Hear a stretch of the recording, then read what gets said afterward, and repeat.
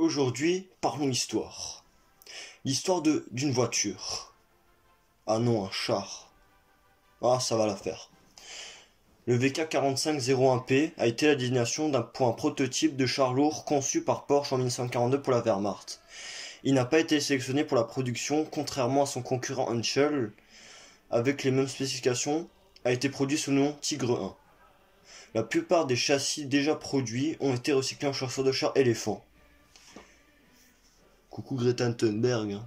Dédicace. Un seul char est rentré en service comme un char de commandement pour une unité, le Panzerjägerabteilung 6533. Il a été déployé en avril 1944 et a été détruit en juillet 1944.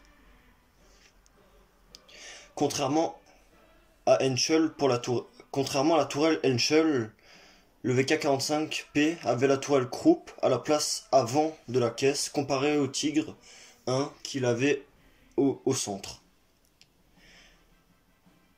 La tourelle a été conçue par Krupp, possédant le 8,8 cm KWK-36 et d'une mitrailleuse MG34 de 7,92 mm. Pour le prototype VK4501H pour Henschel, qui a finalement gagné le contrat, la sélection centrale surélevée pour permettre au canon d'avoir une plus grande amplitude d'élévation et une meilleure dépression. Maintenant, parlons des caractéristiques. Il possède deux moteurs 10 cylindres Porsche 101/1. Il possède un moteur électrique et un moteur thermique. On y reviendra après.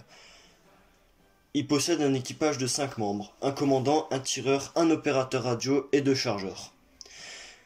Sa longueur est de 9,34 mètres. Il possède une largeur de 3,38 mètres et d'une hauteur de 2,80 mètres. Sa masse au combat est de 59 tonnes. Il possède un blindage entre 80 et 200 mm. Son armement principal est un canon KWK-36L56 de 8,8 cm ou 88 mm. En armement secondaire, il possède deux MG34 de 7,92 mm, une en coaxial et une en tourelle. La petite anecdote, c'est que le char s'enflamma devant Adolf Hitler lors de ses premiers essais. Dans la culture du jeu vidéo, le Tigre P se trouve dans World of Tanks comme char de rang 7 en tant que char lourd. Et dans War Thunder, il se trouva dans deux versions, sa version prototype et sa version commandement, comme énuméré avant. Comme dit avant, le char possède deux moteurs, un moteur thermique et un moteur électrique. C'est une innovation pour l'époque, mais mal maîtrisée, c'est pour ça qu'il s'enflamma. Sur ce, je vous souhaite une bonne journée, une bonne soirée. Au revoir.